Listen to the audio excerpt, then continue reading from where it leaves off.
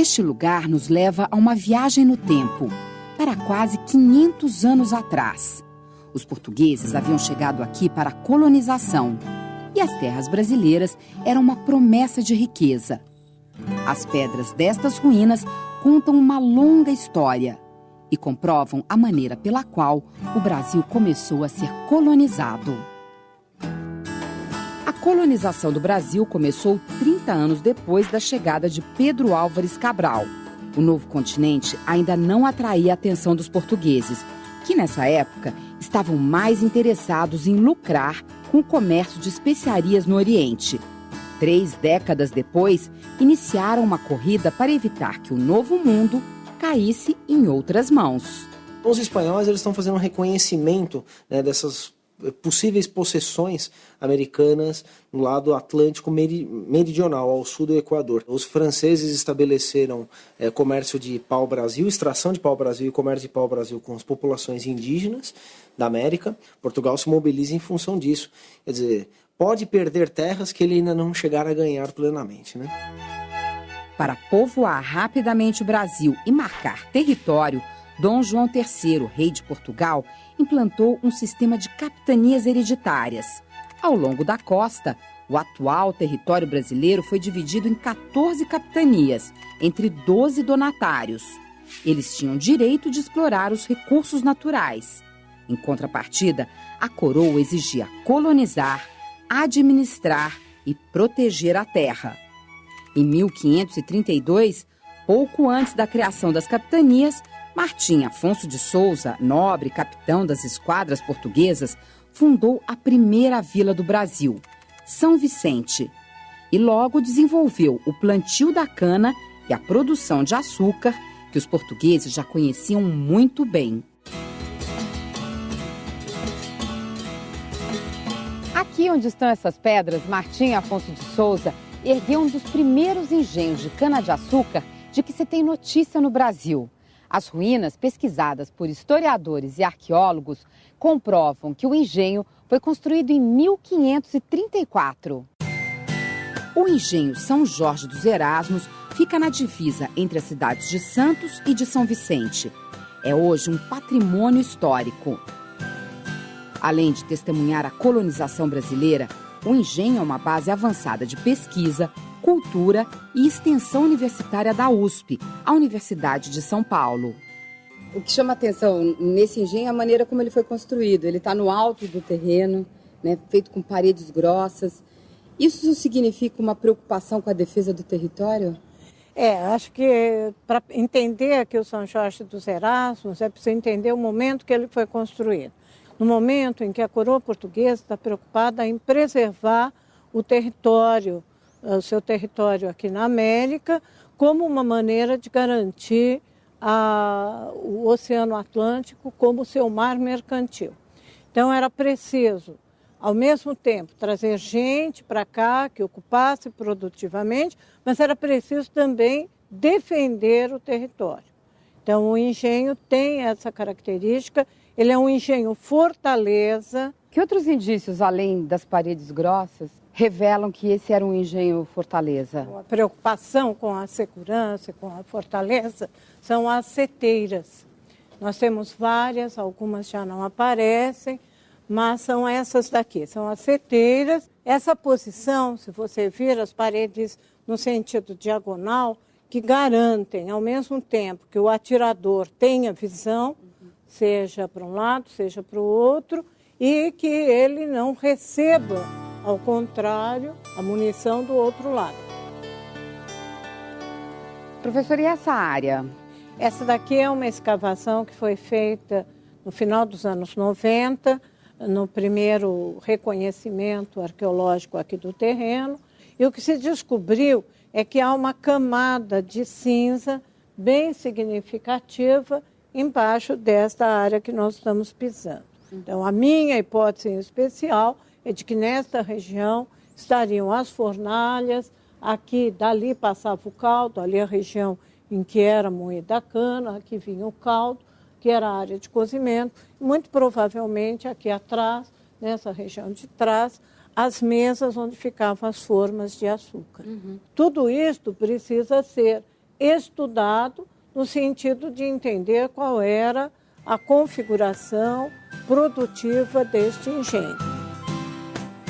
E por que a opção pela força da água para movimentar, para mover o engenho? A força da água, nesse momento, ela é considerada uma energia mais nobre, mais dinâmica. O uso de animais é, num certo sentido, mais caro do que o uso da água como elemento natural.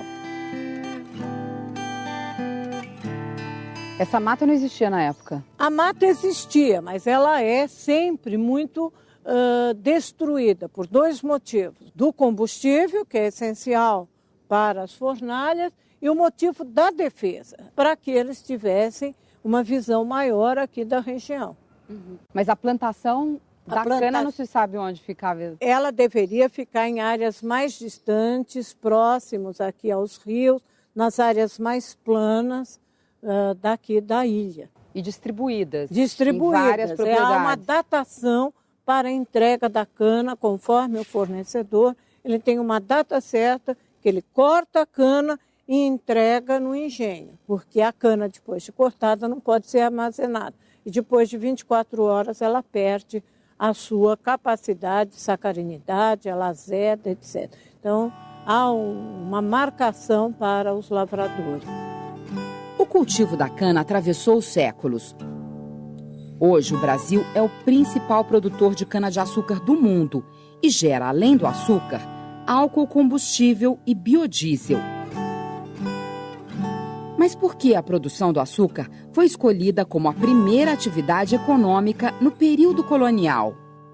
A cultura da cana, ela tem uma longa história, né, que remonta aí a séculos bem anteriores aos da colonização do Brasil. No começo do século XVI, ela está muito bem estabelecida em várias regiões do mar Mediterrâneo, né?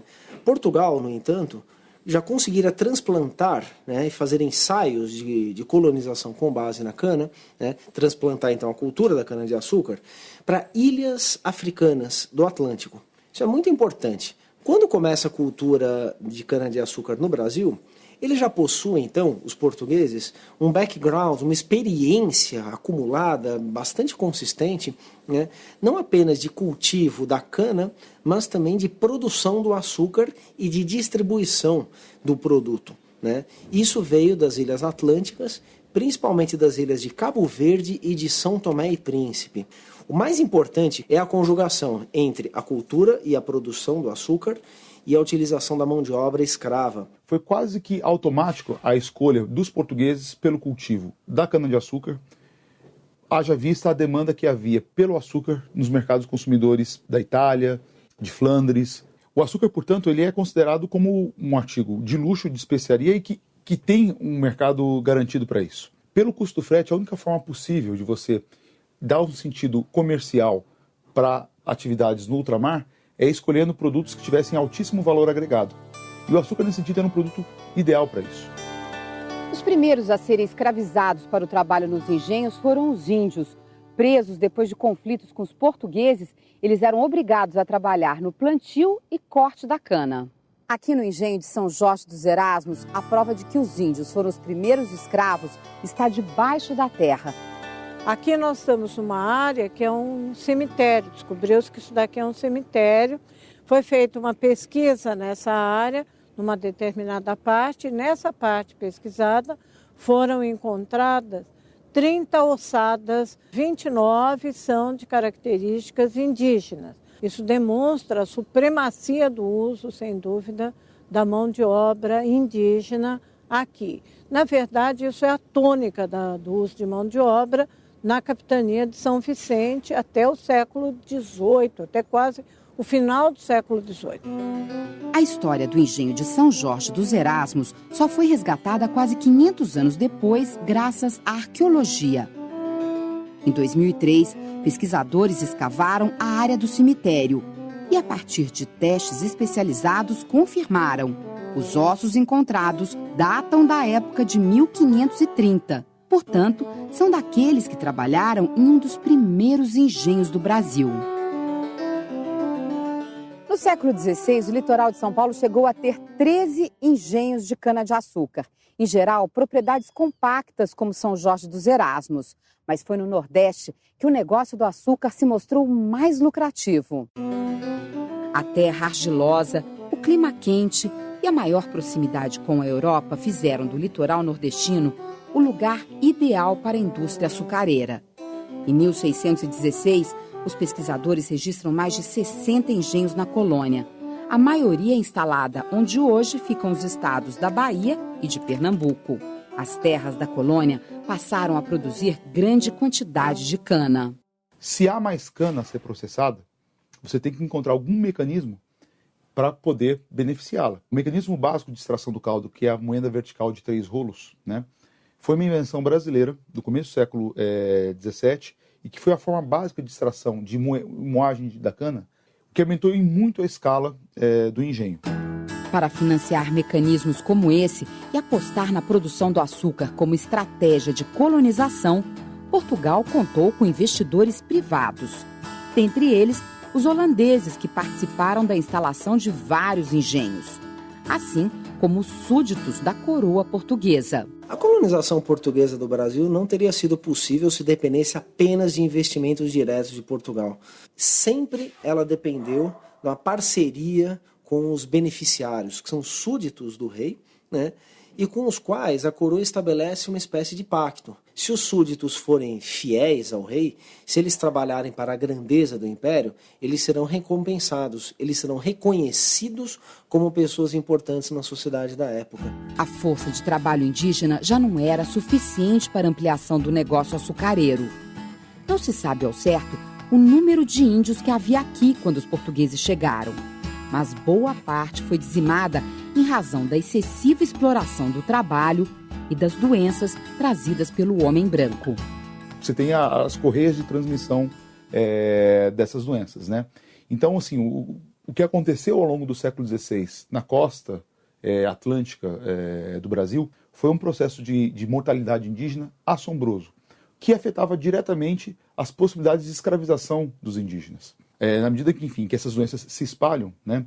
Os portugueses têm que avançar cada vez mais no interior do território para conseguir escravos. Esses escravos que são trazidos para o litoral, eles morrem numa quantidade absurda. Essa é uma variável central, enfim, um fator central para compreender o porquê da escravidão africana no Brasil. Mas um fator absolutamente decisivo, crucial, para determinar esse estado de coisas, foi o fato de que não era possível estabelecer um comércio de indígenas tão lucrativo como aquele que foi estabelecido com os africanos. Então, a utilização da mão de obra escrava de origem africana não apenas pôde solucionar o problema do abastecimento de trabalhadores, como também abriu um lucrativo filão do comércio colonial. Os engenhos do Nordeste eram diferentes dos primeiros engenhos do litoral paulista. O mesmo local reunia a plantação e a unidade de produção e beneficiamento do açúcar. O que os aproximava era o uso cruel da força de trabalho escrava, agora de africanos. O Brasil foi o país que mais importou escravos africanos ao longo do tempo. Foi aqui que desembarcaram cerca de 50% dos escravos vindos para a América. Se foi o sistema que mais escravizou, a gente também pode dizer que foi o sistema que mais alforriou os escravos. Isso produziu, ao longo de 3 séculos, uma quantidade muito grande de uma população afrodescendente livre, mas que tinham relações com o sistema escravista. O Gilberto Freire, por exemplo, leu essa possibilidade de obtenção de alforria como uma prova da benevolência do sistema escravista brasileiro, ou seja, um sistema no qual os escravos seriam bem tratados, as relações sociais seriam pautadas por uma relativa democratização entre brancos e negros. Só que o que se esquece é que, para esse sistema funcionar, ele dependia constantemente da introdução de novos africanos. Então foi uma engenharia social bastante perversa, né? Onde você tem, numa das pontas, a produção de liberdade e, na outra ponta, a produção constante de escravização. A economia do Brasil colônia dependeu basicamente da produção de cana-de-açúcar ao longo de 3 séculos. Mesmo com o impulso da mineração, em meados do século XVIII, com a descoberta de ouro nas Minas Gerais, a cana-de-açúcar continuou a ser importante fonte de renda. Baseada no uso de grandes extensões de terra, na monocultura e na escravidão, a cultura açucareira influenciou a formação do povo brasileiro. É muito difícil a gente provar de maneira definitiva como que o escravismo se faz parte da nossa sociedade hoje. Mas a gente não tem como não enxergar em fenômenos como, por exemplo, o preconceito racial, né? O crivo racial da desigualdade social brasileira, né? A violência introjetada na sociedade brasileira. É difícil não enxergar aí marcas muito incômodas desse passado escravista.